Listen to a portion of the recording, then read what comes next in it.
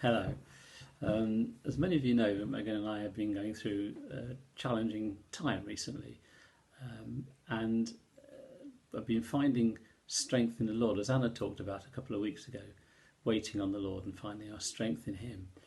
And last week, I was just feeling overwhelmed with some of the challenges, and so I sat and waited on the Lord, and I almost felt frozen with what was around me.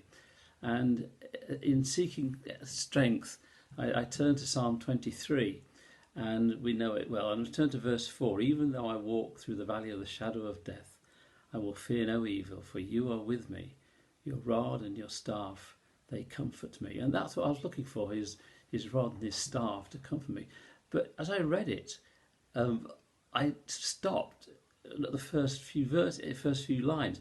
Even though I walk through the valley of the shadow of death, and it struck me. Even though I walk through the valley, we don't stand still in the valley for long anyway. And this is where I was. I was just felt frozen. We walk through the valley, and it just really spoke to me. I must keep walking. And as I do, I wrote jotted down a list of things that I needed to do that day, just practical things I needed to do. And then I also, as usual, bear in mind what Bill Hybels talk. It's not what you want me to do today, but what I want to become that day. And I wrote down a few things. I want to become a better dad. I'll phone my son. I'll write to my daughter. I want to be a better husband. I'll write a little note to Megan. I want to be a better friend. Who do I need to phone today? Those sort of things. And then I just usually at the end of that, I just ask the Holy Spirit, is there something else, anything else that I've not thought of that you want me to do today? And then I just started doing it, and it just strengthened me walking through, not standing, but walking. There's a time for waiting on the Lord, regaining our strength, but there's a time for walking and walking through. And then the next, even though I walk through,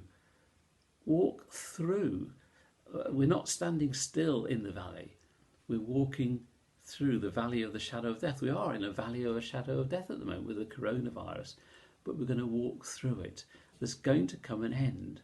We don't quite know how this valley will open out, whether it'll open out into a plain, or sometimes the valley ends in a ring of mountains. We have to climb up those mountains.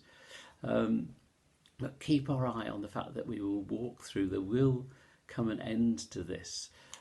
When I used to work as an architect in a small private practice, I remember a time when we were overwhelmed with work, so many projects at different stages, and by Monday or Tuesday I was thinking, how am I going to get through this week? I just couldn't see how I was going to get through it.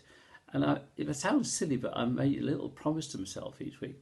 On a Friday night, I'm going to have a little tot, not a big one, just a little tot of whiskey, a Jameson's. I used to enjoy Jameson's. And so whatever happens this week, on a Friday night, I'm going to enjoy that. And it was interesting. It helped me get through the week. When I was in the middle of a meeting, it was just horrendous. I used to think quietly to myself, Friday night, I'm going to have a little tot of whiskey. And it just kept me going.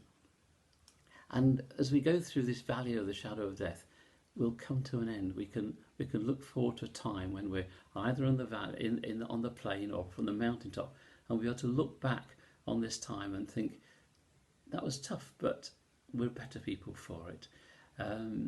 So I hope this helps. Okay, thank you. Bye.